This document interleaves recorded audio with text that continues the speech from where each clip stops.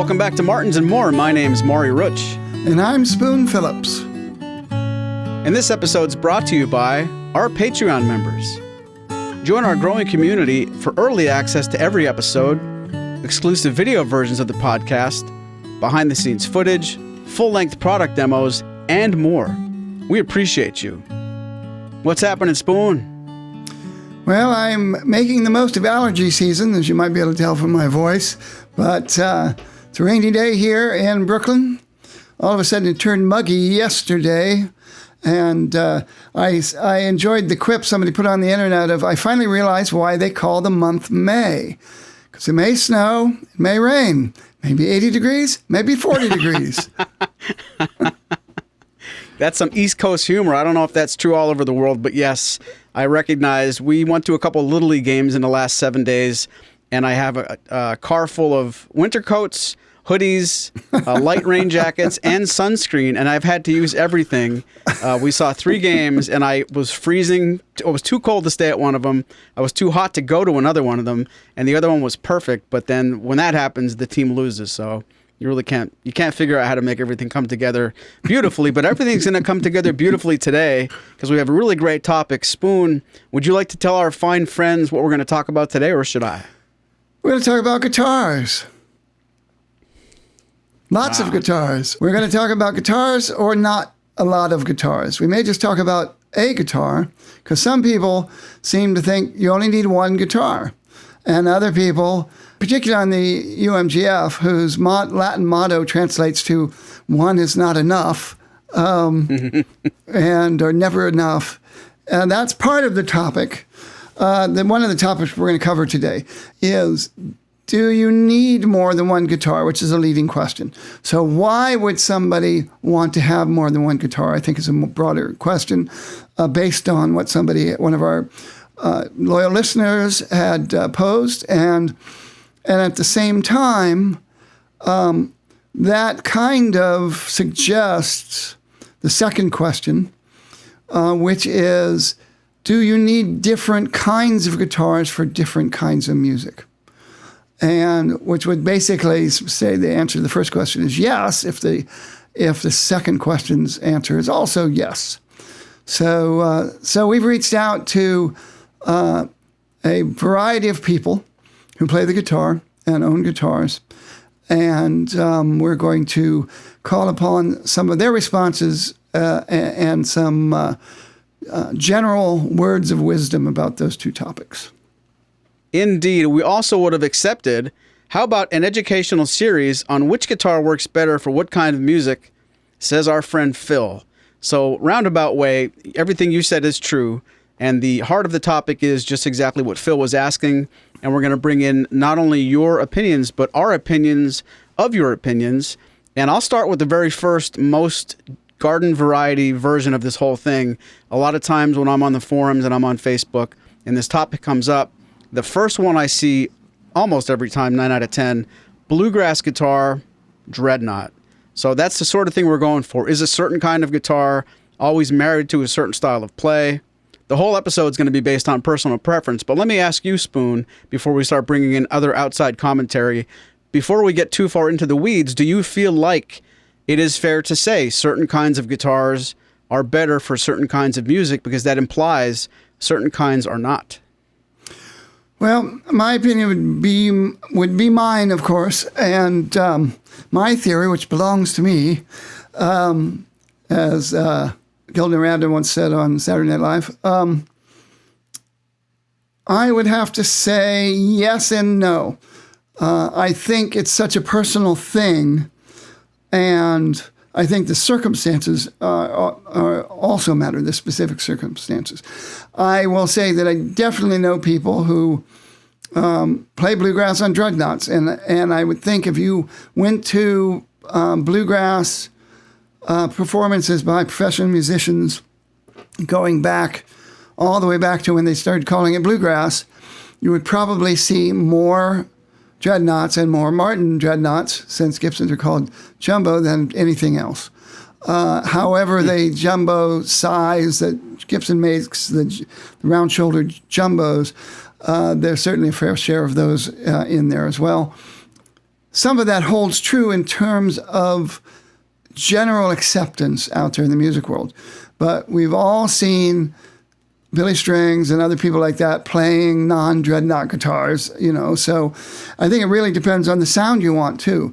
It's really difficult to find anything you're going to like as well when it comes to bass response, if that's really what you are primarily interested in. And when it comes to bluegrass, with the exception of the famous soloists, the guitar player is mainly there to hold down the rhythm, and especially when there's no bass player, you are the bass player.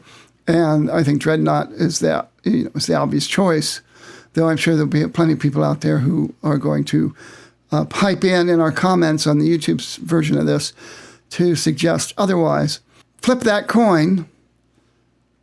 You can't play fingerstyle on a Dreadnought, or you shouldn't play fingerstyle on a Dreadnought, which, of course, all you have to do is watch Stephen Stills to understand that that's not true either.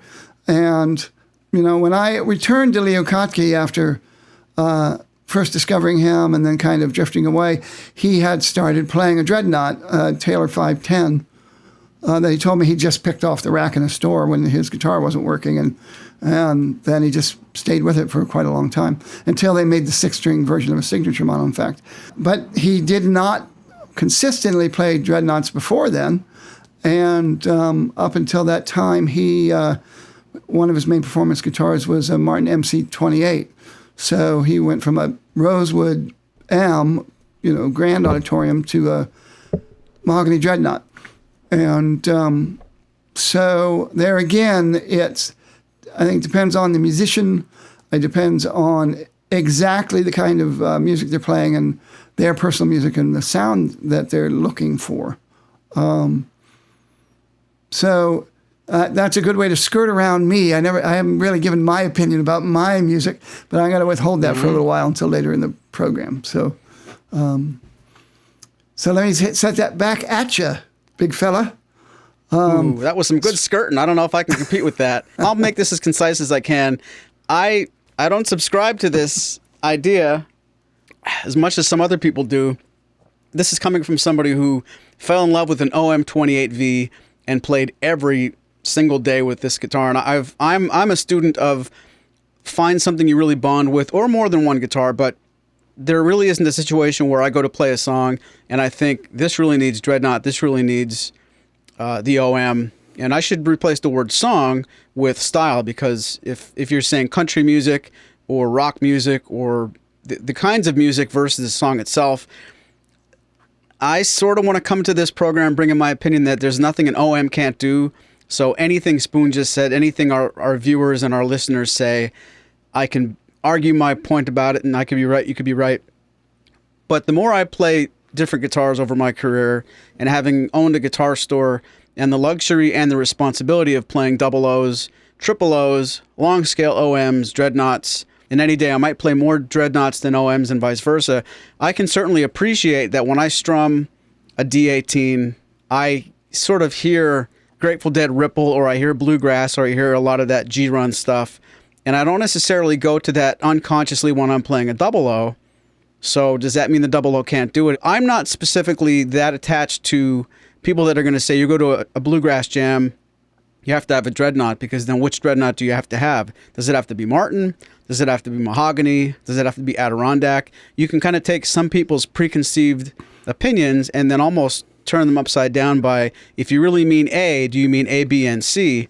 I've heard too many people play great kinds of music with the quote-unquote wrong guitar to say that I'm coming to this episode with an open mind. I don't think you need certain kinds of guitars for certain styles of music, but I can appreciate people who do. And I really want to hear more about what you think, Spoon, because I've played so many songs on Dreadnoughts here at the store.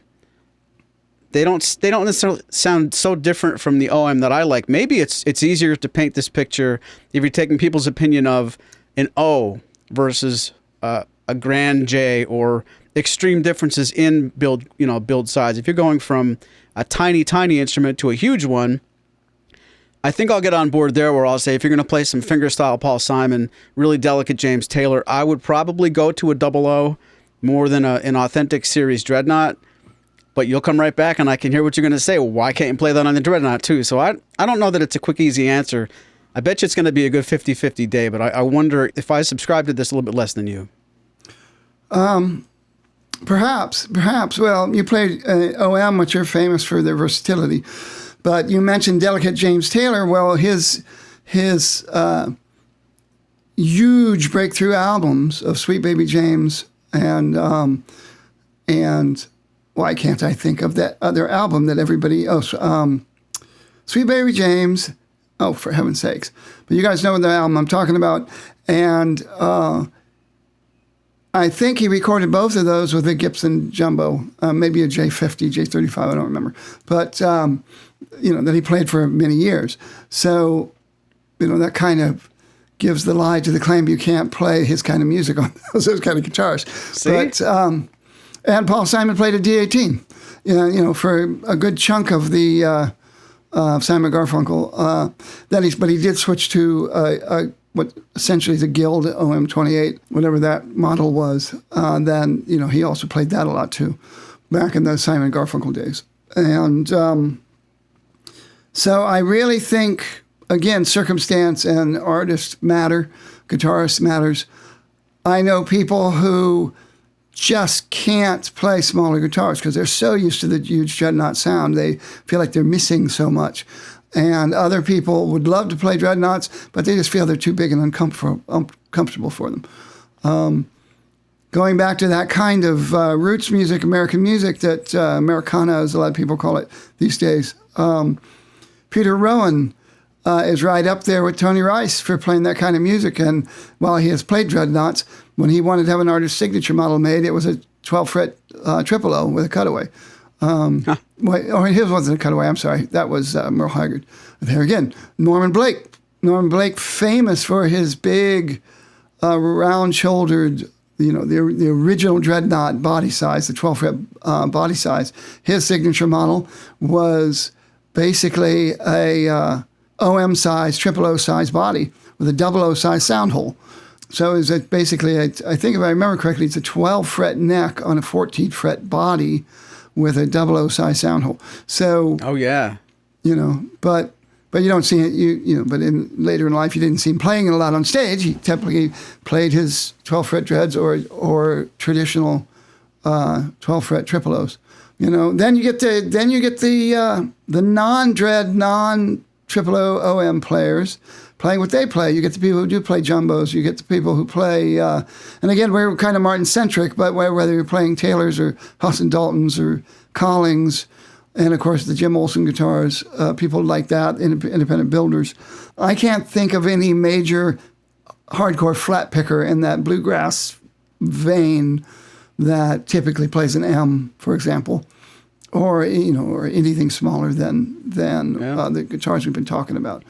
But to get off of that, what about the other genres of music? Well, first of all, we're talking style. So whether you're flat picking or finger picking, strumming, I'm too fickle. I bounce around and I get to like something on something, but then I'll go back to my big Dreadnought with the Brazilian rosewood and Adirondack spruce and just love that power.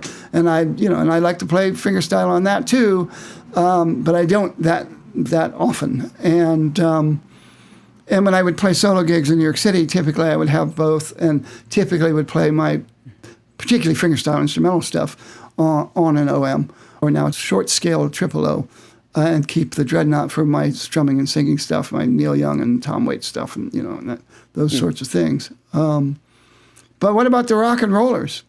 What kind of acoustic guitar is best suited for, let's just say, classic rock? When some man on the street had come up to you and asked you that question with a microphone in your face, what do you think you would say? I'd probably go Dreadnought first, maybe long scale OM, and I would answer that by saying I have a better idea what I would not recommend more than what I would.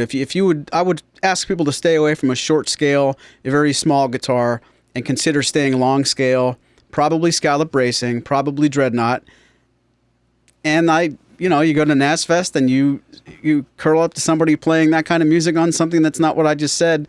It's so hard to not ride this fence the entire episode, but I would answer you by saying long scale, at least an OM, probably a Dreadnought. And that's the other caveat there is you're probably playing, or you might be playing, an acoustic version of an electric song. So can I dovetail that into what kind of guitar would you play? What kind of acoustic guitar would you play to play a song that was written and performed by a band who played a Strat and a Les Paul? Like, you're already changing it. Yeah, that's a big switch. So let me ask you this. Name 3 acts that you consider classic rock. Led Zeppelin, Bad Company, Journey. They're bad examples. Some of them just piano, but okay. All right. Yeah, I'm old enough. The Journey seems a little late for classic rock, but yeah, now that I think about it, when Greg Rowley started that band, it was early 70s, really. I'll say The Who. That's my third one. Sorry. All right, there we go. Okay, because the 3 that was going to pop out for me were The Who, Pink Floyd, and Rolling Stone. So when you think of acoustic guitars, Jimmy Page, D28, D1228. When you think of David Gilmour, D35, though I don't remember what he would have played before he got his Martin D35. Pete Townsend, Gibson J200, SJ200, Maple, Jumbo, though he may have played a Guild Maple Jumbo at some point. You know, when I first said that, before you started giving your answer, my first thought was Keith Richards. And what is Keith Richards' go-to acoustic guitar on stage, in concert, or recording? It's a Martin 0021. Short scale, Damn it. but slope shoulder, which gives you a beefier sound. But Can I bear you in a tangent before I get embarrassed?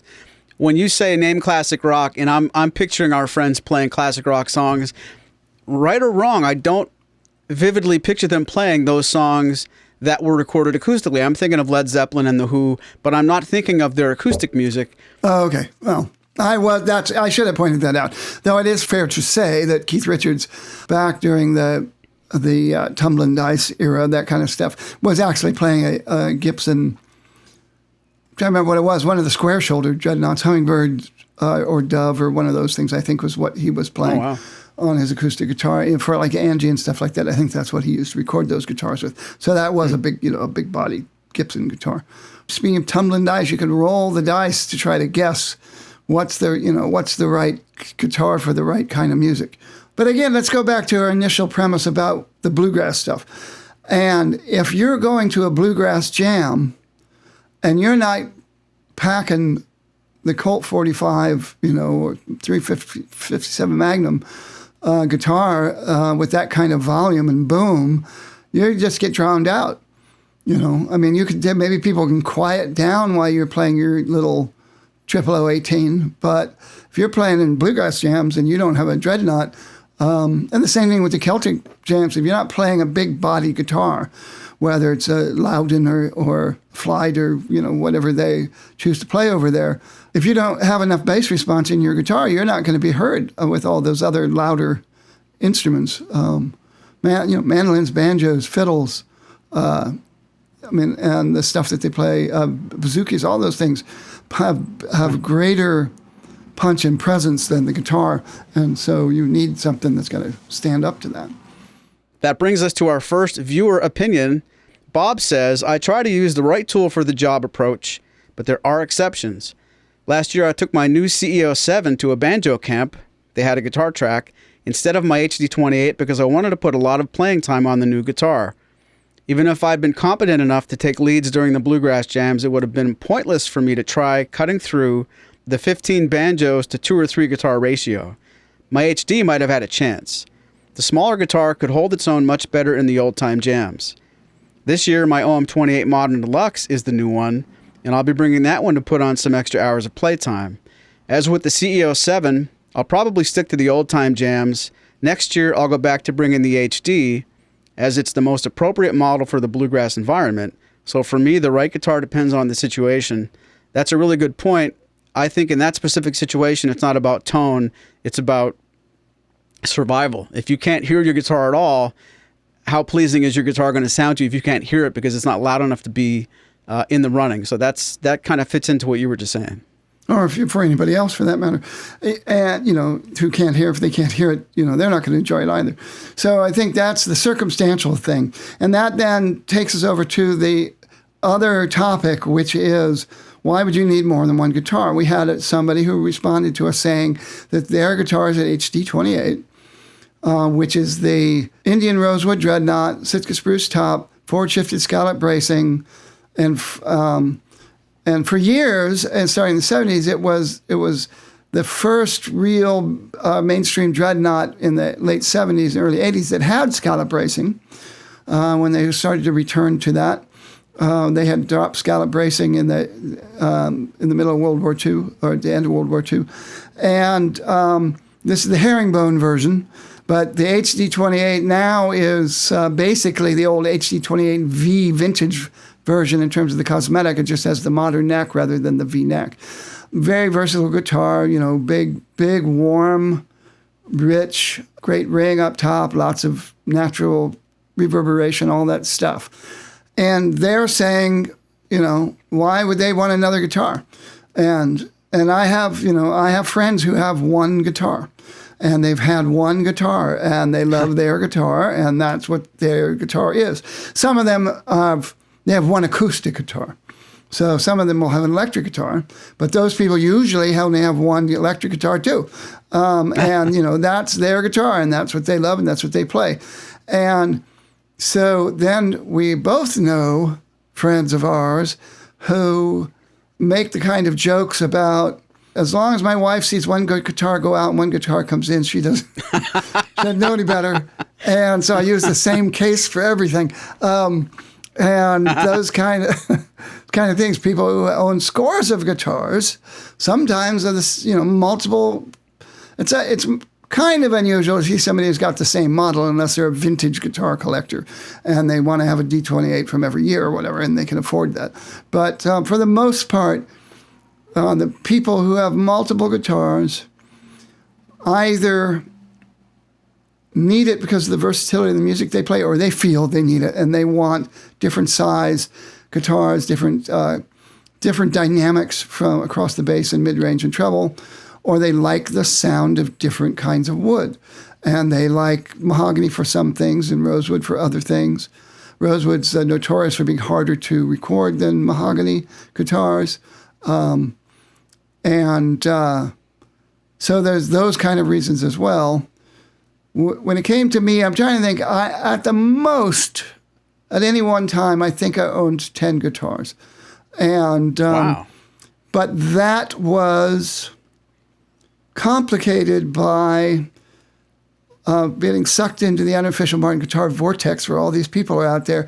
And you go to Martin Fish and you're playing all these very cool guitars that are very different than your guitar, and you feel like, yeah, you could see having multiple sizes and multiple woods too.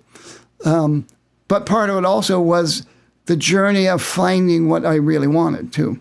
And I think once I did that, then I didn't need as many guitars. And it was also complicated by Martin not making a mahogany OM in the modern era. And so I got a Bourgeois OM, mahogany OM, and a Collings mahogany OM, and had a short scale 1953 0018. And then Martin came out with the OM 18V, and that I got that. So for a while, I had all four of those guitars, and I ended up selling the first three that I just mentioned and keeping that OM. So I was a horse trader in a lot of ways and went through a variety of guitars of different shapes and sizes and stuff. I never had more than 3 Dreadnoughts, and even that was brief. And now I'm down to 1 Dreadnought, 1 long scale, officially triple O, and 1 short scale. The long scale is mahogany. The short scale is rosewood, and the Dreadnought's rosewood. And I think I've completed that journey. And as much as I like going over to friends' houses who I get to see what of their amazing collection is the one guitar they're out playing, right now. It's not something that I require in my own personal life, but I understand why they love to do that. Well, you mentioned a minute ago about some players might have a collection that's deep enough. They have 3D28s or 3HD28s for certain years. Is that kind of like Eric Johnson having 3 tube screamer pedals on his pedal board because one is set with the treble like this, one is set with the treble like this, one set with the treble like this? I mean, I guess if you have the means, then you have the discerning ear. What's the difference? Yeah. But like I said, I don't know that many people who have the two of the same model, even in terms of like the modern guitars that are not the vintage collectors. But at the same time, I have a friend who played the same guitar forever. He did get a Dreadnought at some point, but he didn't really bond with it. But he played what was essentially a 0018 but Alvarez, and he finally got a 0028. He finally got to the age where he and even his in-laws were saying, "Yeah, you should buy yourself a good guitar." So he still has his old timer that he still turns to and still likes, and it's mahogany. It's definitely a very different sound than his Rosewood Martin. But there's somebody who got, upgraded and has now a very small collection. There's people that do that as well. But I think when it comes down to it, some people, if you can afford it, obviously, love acoustic guitars. They love the fine wood. They love the different kind of woods. They love the fact that the tone of that specific guitar is different than their other guitars. And taking them out and playing music with them and getting to appreciate the unique voice of that and the unique playability of it. And some people are, married to that experience with one guitar, and others are polyamorous, as they say these days, and love them all equally. And, and others, others get bored and just like to have the change available too. So let's take a hard and fast look at Phil's original question. I know we're jumping back and forth on topics, but Phil's premise was, which guitars for which kinds of music, coming from the point of view that we're going to help Phil find the right guitar. I'll pretend to be Phil first, and you can go second. Spoon, I know you sell guitars, and I'm looking for the right one for me. I play mostly fingerstyle guitar. I love the sound of mahogany, and my favorite things to play are Paul Simon, James Taylor, and those sorts of sounds. Knowing that there's no wrong answer, what would you help me look for? What would you recommend that I play? Well, what do you play right now? 0015. Okay. So you can play a long scale guitar, and so that does not limit you there. If you're looking specifically for Martin, you're limited in the fact that Martin, again, doesn't make a long scale, non-Dreadnought guitar with mahogany back and sides and a spruce top. They make I'm also lefty. Oh, and you're also lefty. Oh, my sympathies in terms of finding it. I do know there used to be a shop in Florida that was specific for left-handed players. I don't know if it still exists. That was long ago. Have you ever played, or are you at all used to the modified V-neck that Martin had on their vintage series and Pride of signature models? Honestly, no. I don't know what that feels like. I would try to find it, because if you're really on a quest for a mahogany guitar that's mainly fingerstyle but can still strum very well, my immediate thought would have been the OM C18 Lawrence Juber. The original Lawrence Juber signature model, and then they did a second run of them later on.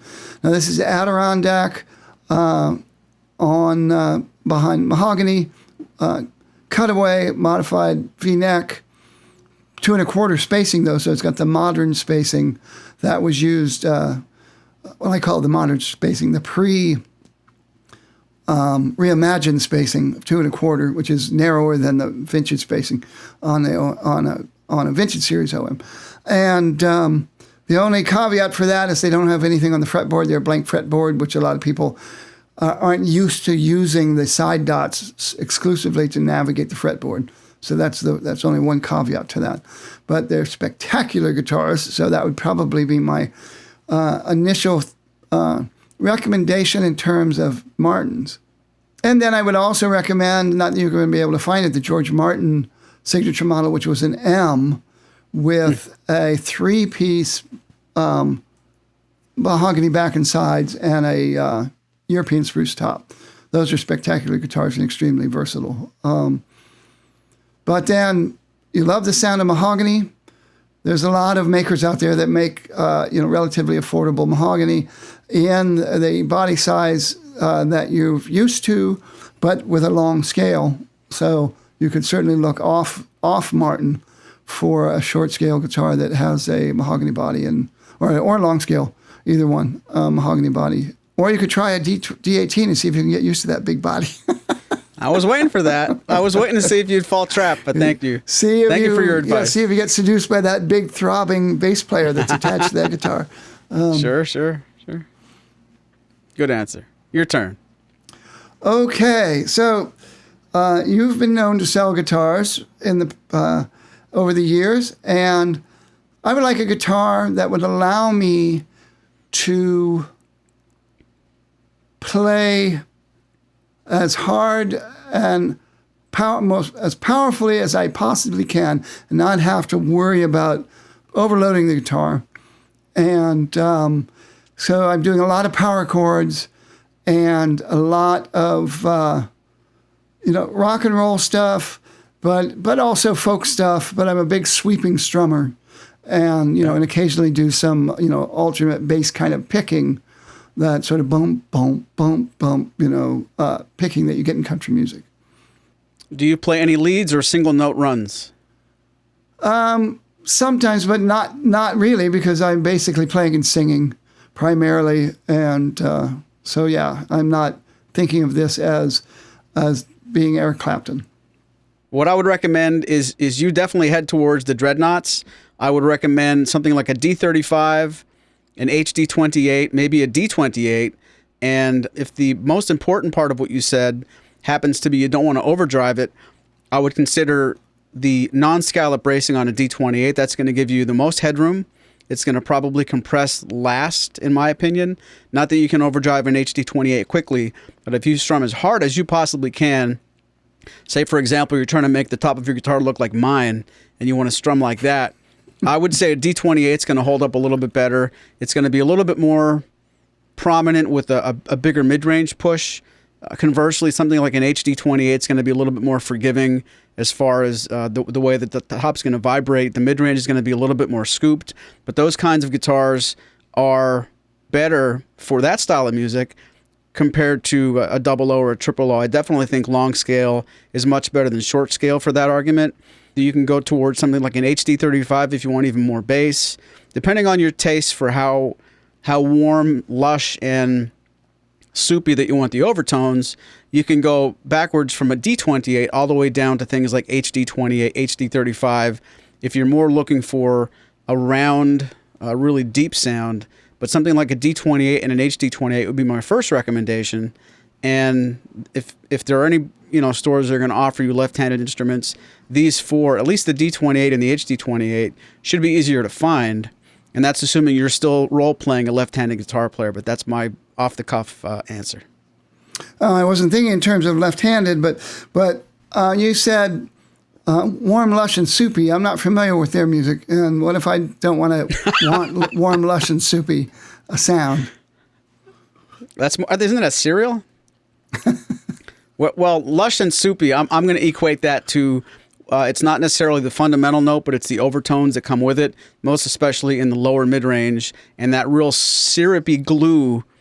If you don't know soupy and lush, I don't know if syrup and glue are going to be that much more clarifying from my point of view, but when you strum a chord on a guitar that is not lush and soupy and syrupy, it's not overtone heavy. It's going to be more fundamental. If there are overtones, it's going to be more on the top end. I'm looking for describing the undertone, as you're famous to say, or the things that happen in the lower part of the voice that give it a good, healthy rumble. Something soupy would be an HD28, and something not would be an older D18 with straight braces. Well, what about the D18 Modern Deluxe? Because I've heard the HD35, and I thought that was way too lush for me, lush and warm. Well, and again, I'm going to be very careful how I say this. Lush harmonics in the upper part of the voice, the trebles in the upper mid-range, something like a modern Deluxe, a D18MD would certainly fit the bill. That's going to give you a complexity and some really nice sustain and jangle in the, if you cut the voice in half, the top side of it, and it's going to be very full of information and very interesting sounding on the things that make the guitar bright and sparkly and the trebles that happen. The modern Deluxe has a boost in those frequencies versus the Sitka-topped non-VTS HD28 that's going to be not only lacking some of that top end, but it's going to be infusing some really deep low mid-range. So the modern Deluxe series in general adds a lot of top end, upper mid-range presence and liveliness to the voices that all of their standard series counterparts have. So take any standard series Martin guitar, if there's a modern Deluxe equivalent of it, that guitar is going to sound a little brighter, a little bit more forward, and it's going to sound, if a modern Deluxe sounds like a brand new pack of strings, the standard series sounds like those strings about a week later. So there's a zing in the modern Deluxe that I definitely hear. It's interesting you should say that. I think it's fascinating, and I wish I would have thought of this before we started the program and reached out to some people. We both know some people who have acquired modern Deluxe series guitars that had other guitars. And I've never thought to ask any of them, do you feel like your modern Deluxe has now replaced your other guitars, even if you still own them? And do you feel like this was... do you feel like that you've upgraded to the modern Deluxe? And I do know one guy who has sold guitars after getting modern Deluxe. He's got multiple modern Deluxe now, but that's one person. I just wonder in general if people who went to the modern Deluxe and now, and particularly those that aren't the kind of I have lots of guitars and want to have lots of guitars kind of people, if they went to the modern Deluxe for whatever reason, if they feel like their standard series or whatever their previous guitars were, if they're now obsolete, or if they feel like, it'd be an interesting question for anybody listening to this that has gone down that road, or do you still go back to your non-modern Deluxe guitars and like them every bit as much? Yeah. I can answer for one person who's not on camera today, and I don't think he would be upset if I did. Marshall, our pal Marshall, went from a 0018 to a 0018 MD, and he could not kick that 0018 out of his house fast enough. And of course I'm elaborating and exaggerating, but he told me on camera and off that he is so happy with what the modern Deluxe treatment did to the 0018 design. I'm saying that tongue in cheek, but he, at least on that specific comparison, he definitely did sell the 0018 when he found the modern Deluxe. And it doesn't mean the guy who bought that 0018 got suckered, but it was a very good difference for him. And it didn't seem like it was a real contested choice. He was like, yep, modern Deluxe, and he's just so happy with it. Well, there's a very good example. Marshall is one of these guys that does have multiple guitars, that plays multiple styles of music. And I would, if I was a wagering man, I would wager that there's times when he's happy to just bring an M or a triple O or a 12-string or whatever, and play all kinds of music on that. But if he has his choice, he probably has certain songs or certain kinds of songs where he prefers to use a particular guitar. And so he would be somebody that'd be worth asking to possibly get on here in the comments and say what he happens to think about this particular topic. Absolutely. Remind me to reach out to him, because I'm sure he'll want to put his 2 cents in. And that brings up some more opportunities for people who have replied to this post. Our friend Lee says, I think different sizes and shapes are mainly about comfort for the player. As you know, I have a Dread and play very soft fingerstyle, but I also bash the hell out of it with a pick. I think the construction material is more for differing styles of music. A prime case is if you compare the CEO 7 to the CEO 9. The 9 only really suits softer fingerstyle, whereas the 7 can sound great played heavily with a pick as well. Identical built guitars, but different materials. So the CEO 9 being mango top, back, and sides, and the CEO 7 being Adirondack over mahogany. Sure, it's a CE and it's an O. Sure, it's a CEO style, and you have the build quality is going to be the same, but putting Adirondack over mahogany compared to a fully mango guitar, you can speak to this as much as anybody. That mango construction sounds worldly different from the CEO 7, and Lee is not the only person who feels that way. Well, yeah, and they are identical in terms of the body size. They're both the 00L, the long scale 00. The long body 00 with the sloped shoulders. So their size is in between a 00 and a 000 in terms of the cubic size of the sound chamber. But absolutely, a hardwood top like that does not drive the same way as a spruce top, and I think I'd love to. I can't wait to see those. I wish I lived long enough to wait to see those truly broken in, 10 years old or older. Somebody who's played it regularly, because there's a lot of mahogany topped guitars from before I was born, and particularly Kova guitars that sound spectacular.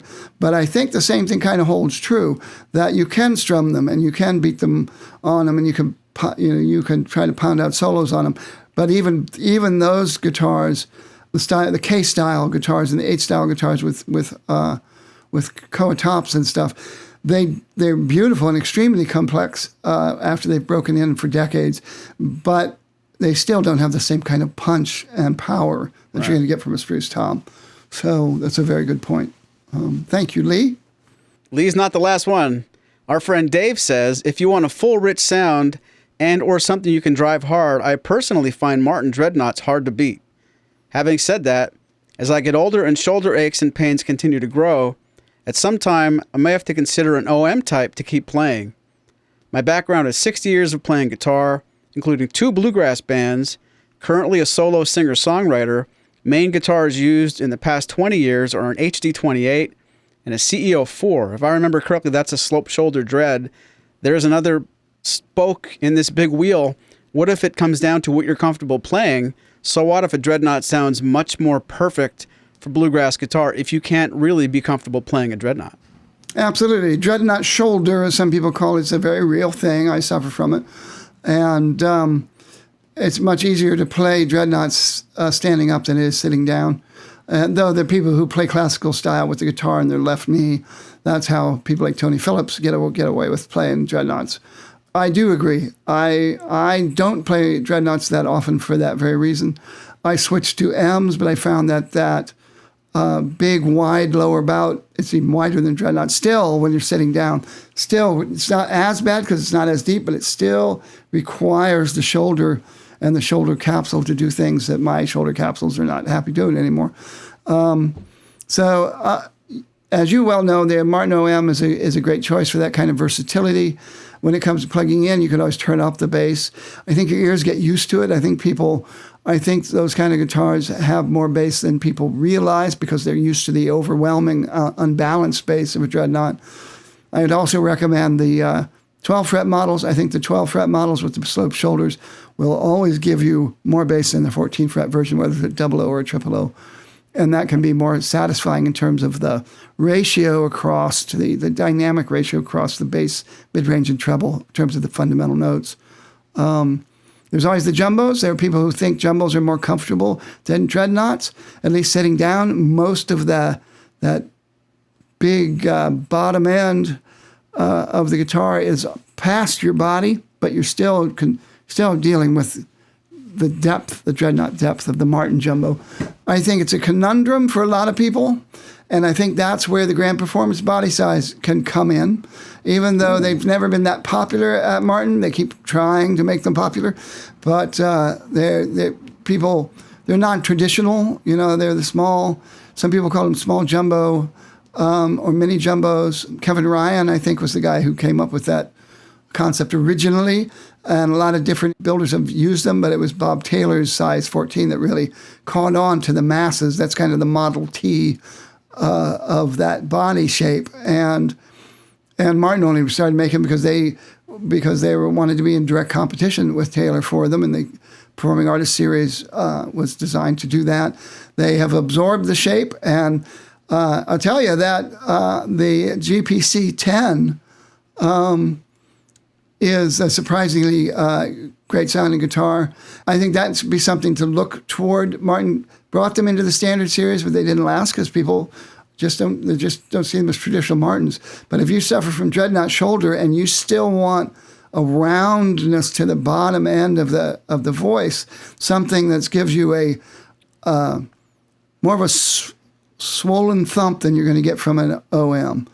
Harmonically, the E string is not the dominant string on an OM. The A string is, and so if you do a lot of alternate picking, particularly with a pick, it sounds a little out of balance, and the A string tends to pop out more than the E string. If you're used to Dreadnoughts, where the E string is the dominant string, the GPC body sizes or the equivalent from other builders may be something you want to seriously consider.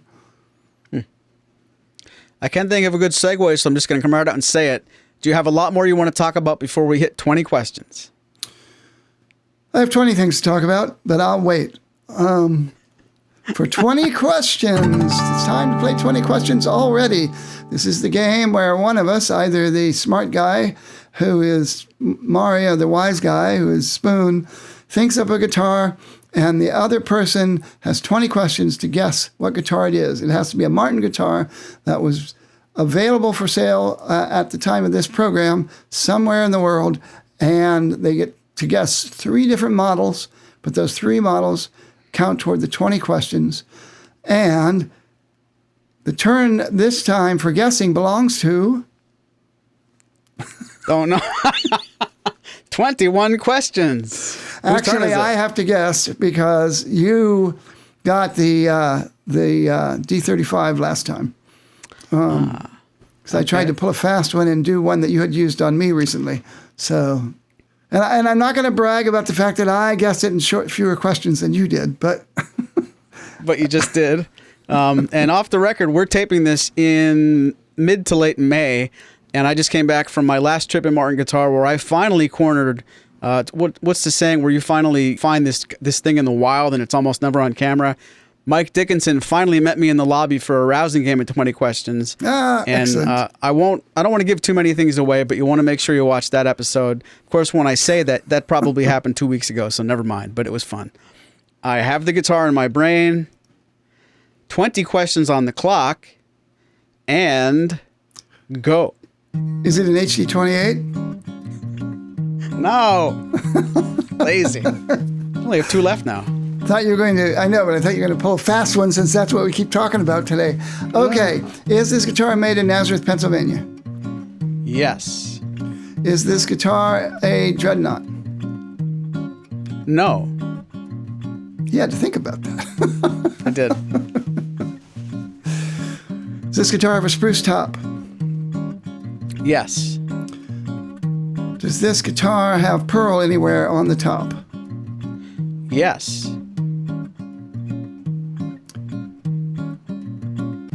Does this guitar have a bound fingerboard? Yes. Does this guitar have a vintage tone system top?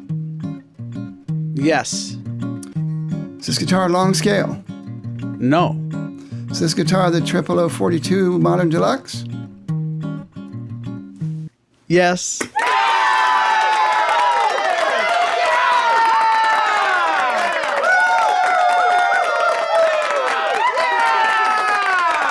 Wow. How'd you think Modern Deluxe without going through so many series? VTS top. I am disappointed that my correspondent that I was looking very forward to from Hearing, they were supposedly writing me a response, but apparently they fell in love with their own sound of their own inner voice, and they have never responded. So they're missing out on their opinions. This is one of those people that has a lot of guitars. And I was asking more specifically about, because he's clearly somebody who needs and wants to have a lot of guitars, about guitars for a certain kind of music. And I'm sure that he will probably answer in the affirmative that there are certain things that he just gravitates toward, certain guitars he gravitates toward for a certain kind of music. But unfortunately, he's not replying, so maybe he will pipe in the comments on the YouTube version of this podcast at a later date. If he fails to do that, you should actually get his reply and bring it to us yourself. Yeah, I could do that. I can certainly post that in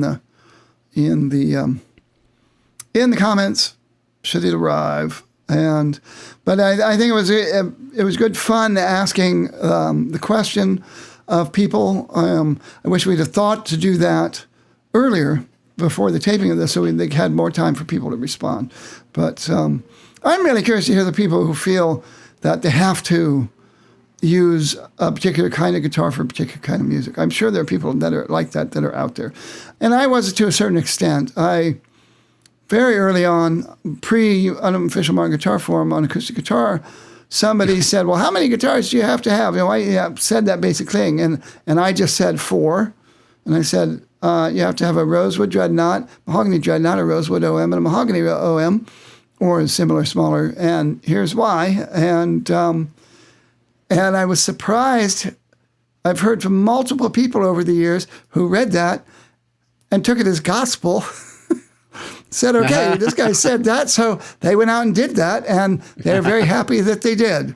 So some of them have since branched out into more guitars than that. But in those days, I felt like I played fingerstyle on an OM, and I played like rock and strum and sing stuff on a Dreadnought, and I felt like I needed, even though the OMs, I think, are extremely versatile, that doesn't change the fact that you can still prefer certain guitars for a certain kind of music.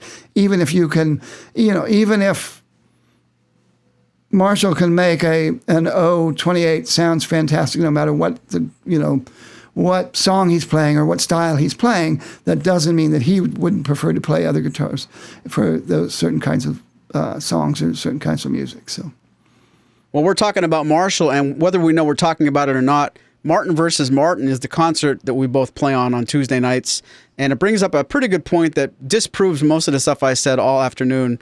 We're talking about certain guitars for certain songs. Just this past Tuesday, I saw Marshall play a 12-string on songs he probably didn't expect to play that on, but he had too much fun doing it. Even more appropriate, if I ask you, Spoon, I could probably stump you if I try hard enough. If you haven't seen every episode of this show, but you know that I play my 0028 VS, my OM28V, and my D45, and you know that I basically jump back and forth from playing soft fingerstyle, heavy strumming, and some songs that are either in open E or open E flat. Which guitar do you think I go to for open E flat strumming? Well, if you're Jackson Browne, I'd say you're D41, but you're not playing a D41. So I'm going to say you're 12-fret 00. Wow, that disproves my disproof. I thought you would fall trapped to saying it was going to be obviously the Dreadnought. But yes, I have a 0028 VS Maury's Music, and that's the song I tuned to open E and open E flat for things like We Just Disagree, I'm Alive, Call It Alone, You Love the Thunder.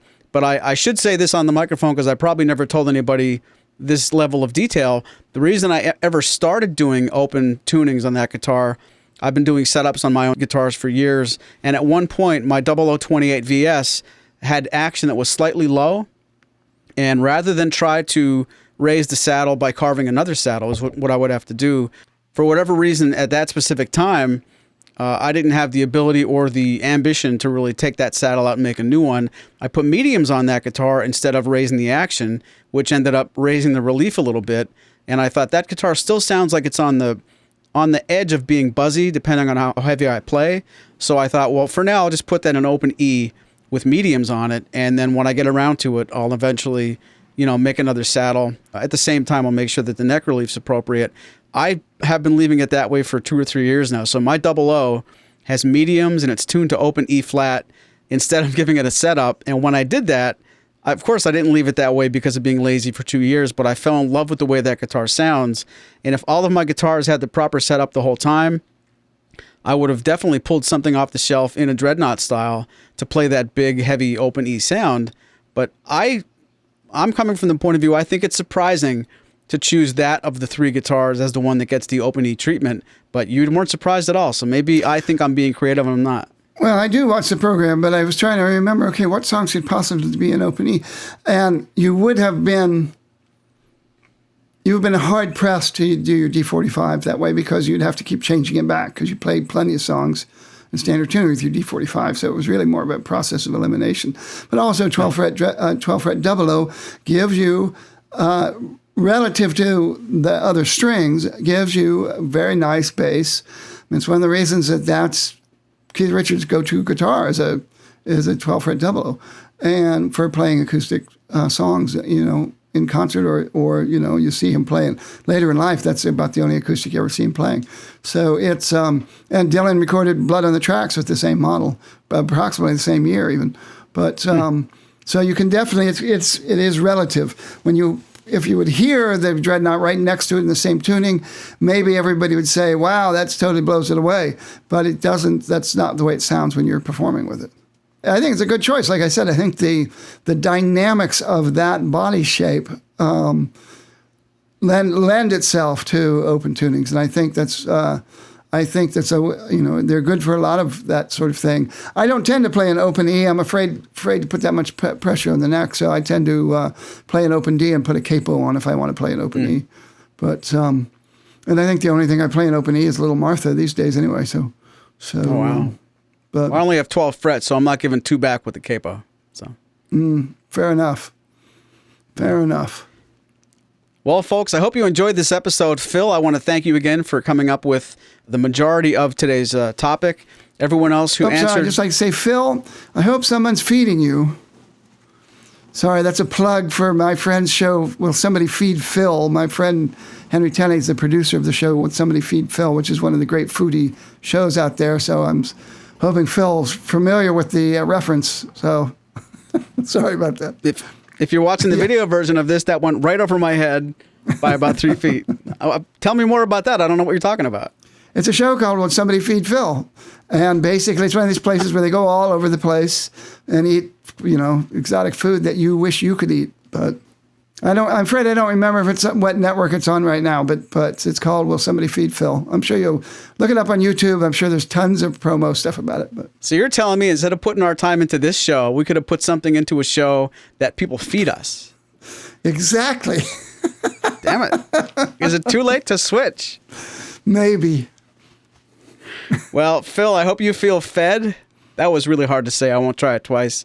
This was a good topic, and I want to thank you and everyone who actually responded to my YouTube and Facebook Live for our topic collection show, and we're not done doing that as well. So be warned, a lot of people gave us some really good ideas. This is just the first of many times we're going to take your input and sandwich them into another show. Sometimes we're going to have an hour to talk about one thing. Today we kind of got 2 of them grouped together. Be on the lookout. Some of our upcoming programs might be segmented shows where in an hour-long program we talk about 3 or 4 different things, so that's never off the table either. But I do want to thank Spoon for bringing some levity to the program at the end there. Give me one more TV show to look up and binge. And from all of us at Martins and More, thanks for listening. Hear you later.